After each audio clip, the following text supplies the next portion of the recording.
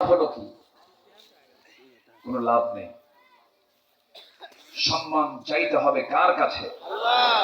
আপনি আল্লাহর সৃষ্টি আরেকজনকে বেইজ্জত করে আপনার সম্মান দিবেন, অসম্ভব, অসম্ভব।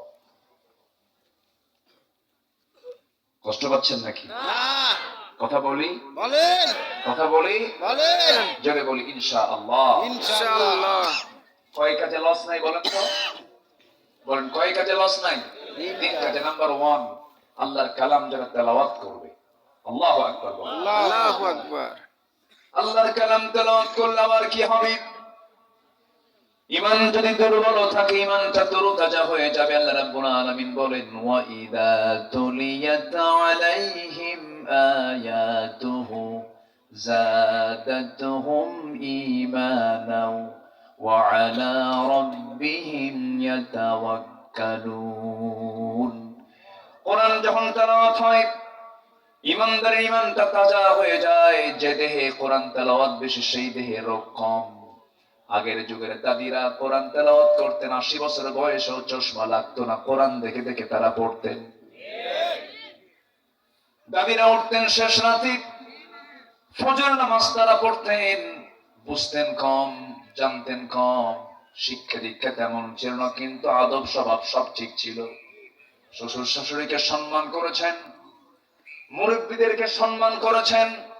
কিন্তু একটা প্রশ্ন যদি করি, বসে বসে ঘরে শাহাদত ভাইয়ের সঙ্গে একটা কথা বলছিলাম, বললাম একটা প্রশ্ন আপনাকেও করবো। ওই জায়গায় বলেছে, বলুন তো আজকে যে তালাকের প্রবণতা বেড়েছে, এটা শিক্ষিত সমাজে বেশি না অশিক্ষিত সমাজে বেশি? শিক্ষিত সমাজে বেশি। মূর্খরা বেশি তালাক দেয় না শিক্ষিতরা বেশি তালাক দেয়? শিক্ষিত। দেশকে আগায় দিয়েছে মূর্খরা, পিছায় দিয়েছে শিক্ষিত নামের কলঙ্করা। শ্রমিক শ্রম দিয়ে দেশকে আগায় দিয়েছে। এরপর প্রবাসী, আধুনিক মালয়েশিয়াকে সাজিয়েছে আমার দেশের প্রবাসীরা, কাতারকে সাজিয়েছে আমার দেশের প্রবাসীরা, রেমিটেন্স পাঠালো। প্রবাসীরা মূর্খ মানুষ, তেমন এলেম কালাম নাই। প্রবাসী দেশকে আগায় দিল, শ্রমিক দেশকে আগায় দিল, কৃষক হার ভাঙ্গা পরিশ্রম করে দেশকে আগায় দিল। দেশকে পিছায় দিল কারা? শিক্ষিত নামের কিছু মূর্খ। কি কি ঠিক কি বলেন? মূল শিক্ষিত নয়, কারণ তাদের কিসের তেলাওয়াত নাই? কোরআনের। কিসের তেলাওয়াত নাই? কোরআনের। এখানে একটা ফুল বাগান সাজানো হয়েছে, একটা মাদ্রাসা বানানো হয়েছে। আমি জানেন ঢুকেই আমি খুবই আনন্দিত। আল্লাহ তুমি এই মাদ্রাসাকে কিয়ামত পর্যন্ত কবুল করে নাও। আমিন। কেউ তো থাকবো না আমরা, কেউ থাকবো না। সত্য কয়েকদিন পর আপনার ছেলে মেয়ে সব দখল করে ফেলবে, বলবে যা কবরে যা, ওই যা যা কবরে। 24 ঘন্টাও দেরি করবে না। পৃথিবীতে আপন বলতে আমার কেউ নাই, কেউ আমার আপন না। কে বলেছে আমার বউ আপন? কে বলেছে আমার সন্তান আপন? কে বলেছে আমার বাপ আপন, মা আপন? কেউ আপন না। শুধু চোখ বন্ধ করে একটু ভাববেন, পৃথিবীতে আপন জন বলতে কেউ নাই। আমার আপন তিনি কে? আল্লাহ। আমার আপন কে? আল্লাহ। আল্লাহ। এক্ষুনি আপনি মরে যান, সুন্দরী স্ত্রী আপনার, ছোট্ট বাচ্চা আপনার কোলে আছে, এক্ষুনি দুনিয়া থেকে বিদায় নিয়ে নেন। সংবাদ যাবে আপনার স্ত্রী কানে, হাওয়া করে কাঁদবে, সেন্সলেস হয়ে পড়বে। এরপরে হুঁশ থাকবে না, 3 দিন খাবে না, 6 দিন গলা ভেঙে বসে থাকবে, পাগলের মতো ছোটাছুটি করবে। কিন্তু দেখা যাবে 2 সপ্তাহ পার হলে পরে খাওয়া স্বাভাবিক হয়ে যাবে। 1 মাস হয়ে যাবে, হাসি মুখে ফুটবে। 2 মাস, 3 মাস, 4 মাস হয়ে যাবে, শ্বশুর বাড়ির লোকজন তোমার সুন্দরী কম বয়সী বউটাকে নিয়ে চলে যাবে। 6 মাস 7 মাস হয়ে গেলে পরে মুরব্বীরা আনাগোনা করবে, কানাকানি করবে, এমন একটা মেয়েকে এই জায়গায় কেমন করে রাখবো? বিয়ে শাদী দেওয়া দরকার, জোর করে হয়তো বা বিয়ে শাদী দিয়ে দেবে। নতুন স্বামী যখন পেয়ে যাবে, নতুন স্বামীর ঘর পর পর ওই মেয়েটাই, ওই বউটাই তোমার বলবে তার আব্বা আম্মাকে, আব্বা আম্মা তোমরা যে আমাকে বিয়ের ব্যাপারে সিদ্ধান্ত দিয়েছ এটাই ভালো, কারণ আগের স্বামীর চাইতে স্বামী আমার আরো ভালো। এটাই দুনিয়ার নিয়ম। কেউ আমাকে মনে করবে না, আমাকে সব ভুলে যাবে। যিনি আমাকে কখনো ভুলবেন না, যিনি আমাকে কখনো ছাড়বেন না, তিনি আমার একমাত্র কে? আল্লাহ বলছেন, বান্দারে তুই আমাকে ভুলে থাকিস কেমনে? তুই কি জানিস তুই আমার দিকে 1 হাত আগালে আমি তোর দিকে 10 হাত আগাই। তুই আমার দিকে হেঁটে হেঁটে আসবি, আমি তোর দিকে দৌড়ায় দৌড়ায় যাব। তুই আমার কালামের তেলাওয়াত কর, এর সঙ্গে সম্পর্ক রাখ। এটা এমন একটা কিতাব, সায়েন্টিস্ট সায়েন্স নেবে পাবে, বিজ্ঞানী বিজ্ঞান নেবে পাবে, সাহিত্যিক সাহিত্য নেবে পাবে, ব্যবসায়ী ব্যবসা নেবে পাবে, লেখক লেখা নেবে পাবে, চাকরিজীবী চাকরি পদ্ধতি নেবে পাবে, ব্যাংকের ব্যাংকের পদ্ধতি পাবে, আইনজীবী আইন পাবে, রাজনীতিবিদ রাজনীতি পাবে, রাষ্ট্রপতি রাষ্ট্রের পদ্ধতি পাবে, শাসক তার শাসন পদ্ধতি পেয়ে যাবে। কোন দিক থেকে আপনি চান, সকল কিছুর সমাধান এই কিতাবের মধ্যে আছে না নাই?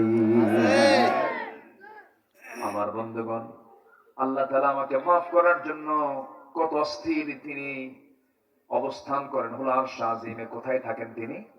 আরশ আজিম। আর রহমানু আলাল আরশ ইস্তাওয়া। আল্লাহ পাক আরশ আজিমের সমাসীন থাকেন। সে আরশ আজিম থেকে প্রত্যেক রাত্রিতে ফিস সামাঈদ দুনিয়া, দুনিয়ার আকাশে এসে বলেন, আলা মিন মুস্তারজিফিন ফা আলা মিন মুস্তাগফিরিন ফা আলা মিন মুস্তাগফিরিন ফাগফির লাহ। কোন ক্ষমা প্রার্থী আছে আমি তাকে ক্ষমা করে দেব। প্রথম আকাশে আসেন। এই যে আকাশ আমরা দেখতে পেয়ে, হলো কয় নাম্বার আকাশ? 1 নাম্বার। বলেন কয় নাম্বার? 1 নাম্বার। এর উপর আরো কয়টা আছে? 6টা। বলেন কয়টা আছে? 6টা। আল্লাহ কি 1 আকাশের মালিক না 7 আকাশের মালিক? সব আছে। আর সেই 7 আকাশের মালিকের বান্দা আমি, ছোট্ট একটা মানুষ, 4-5 বার পায়খানা করলে হুঁশ থাকে না। সে আবার অহংকার দেখায়। কিছু চেহারা সুন্দর কিছু যুবক আছে, বিশাল বডি, একটু জিম টিম করে, বডি টডি ভালো, চেহারাটা একটু ভালো, রাস্তায় যখন হাঁটে বুঝায় আমি একখান মাল। তুমি কিচ্ছু না বাবা, কিচ্ছু না। মরে গেলে 3 দিনে চামড়া নাই, 7 দিনে নারী ভুড়ি নাই, এরপরে সিগাল ঢুকবে, সাপ ঢুকবে, বিচ্ছু ঢুকবে, 3 মাসে তোমার চামড়াও নাই, কিচ্ছু নাই, কয়েকটা হাড় ছাড়া। কিসের বড়াই করো তুমি?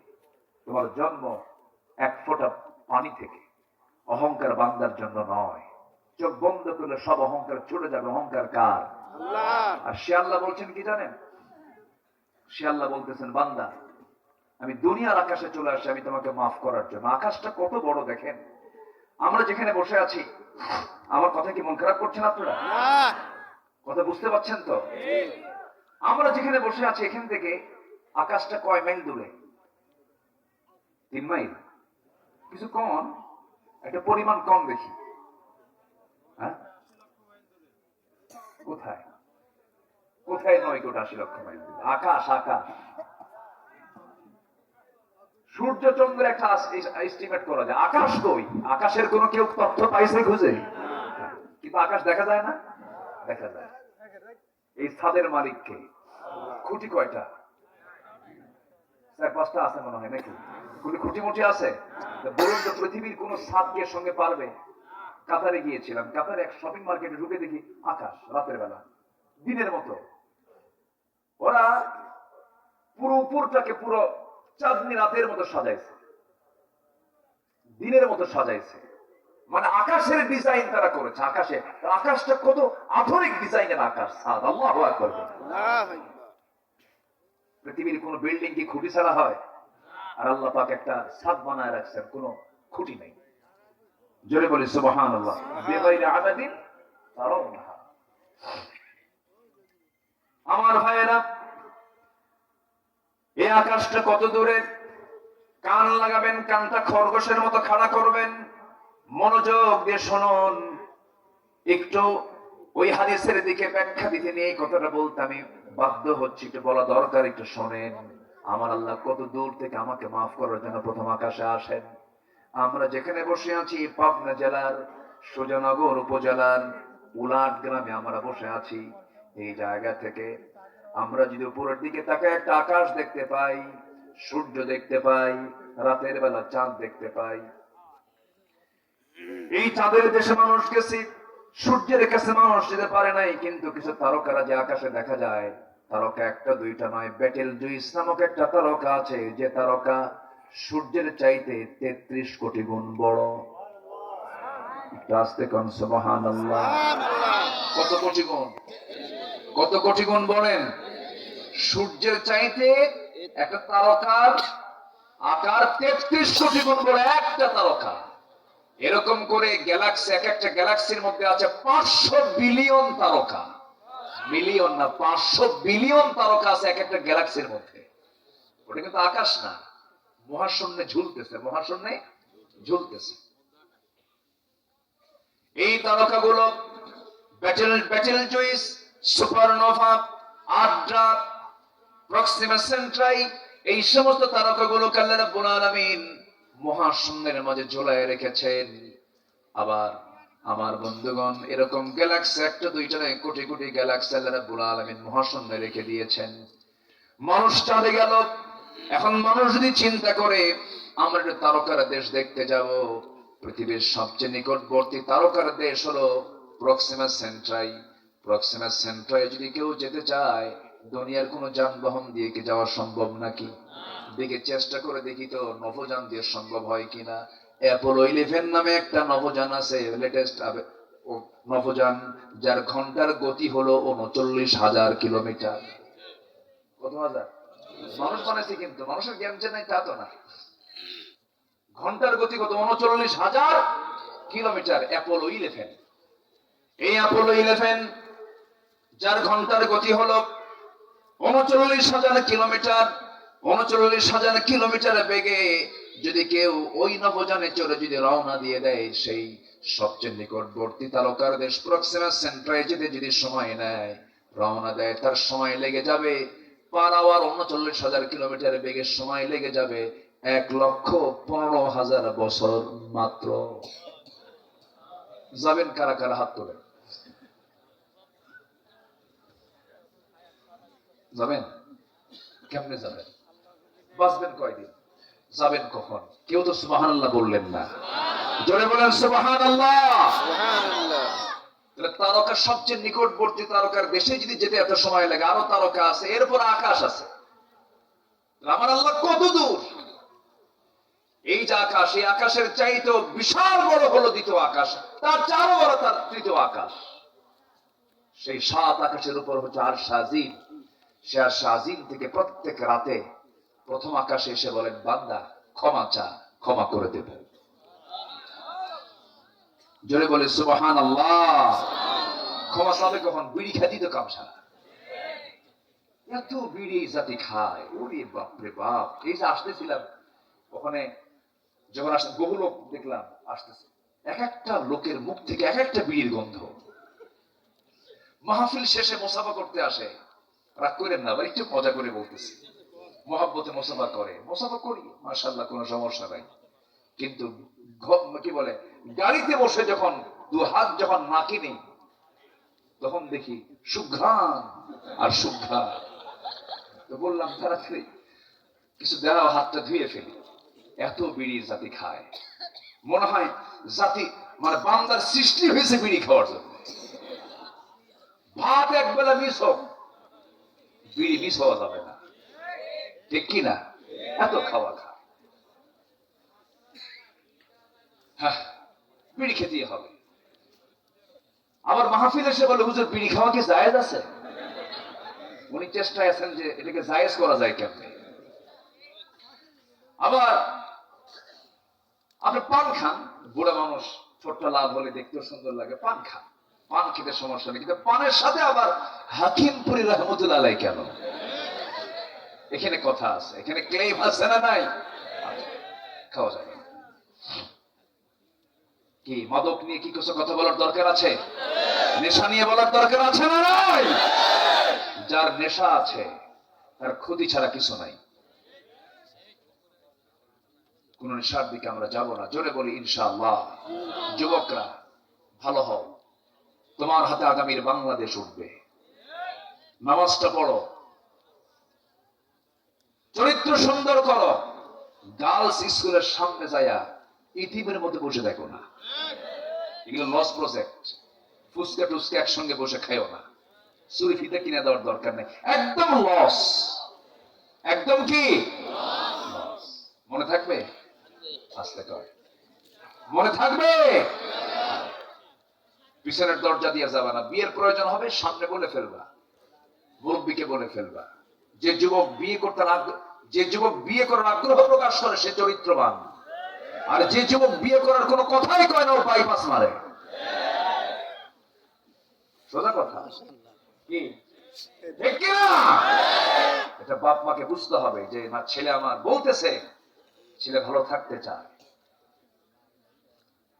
কি যুবকরা তোমরা খুশি হওনি? এই খুশি হওনি? তাহলে প্রেম হবে বিয়ার আগে না বিয়ার পরে? এরপর প্রেম হবে বিয়ার আগে না বিয়ার পরে? পরে। আগে কিসের? বিয়ের আগে যদি প্রেম করো, প্রেম করিয়া বিয়ের আগেই সব শেষ হবে, বিয়ের পরে আর প্রেম খুঁজে পাবো না, খালি কিলাকিলি। কি হয়? দরকার নেই, শান্তি নাই এগুলোতে, এগুলোতে কোনো শান্তি নাই। যাও নাটক পাড়ায় যাও, যাও সিনেমা পাড়ায় যাও, আল্লাহর কসম করে বলি, সিনেমা পাড়ায় যাও, নাটক পাড়ায় যাও, কোন পরিবারে শান্তি নাই। নাম বলবো না, দেখে নাও, শান্তি কোথাও নাই। শান্তি ঈমান আনলে, আমল করলে, ইসলাম নিয়ে চললে, পরিবারকে আল্লাহ ওয়ালা বানালে, এখানেই শান্তি, এখানেই প্রশান্তি। যদি বলি সুবহানাল্লাহ। কোন হাফেজের বাপ বৃদ্ধাশ্রমে থাকে না, কোন আলেমের বাপ মা বৃদ্ধাশ্রমে থাকে না। বৃদ্ধাশ্রমে থাকে সেই সমস্ত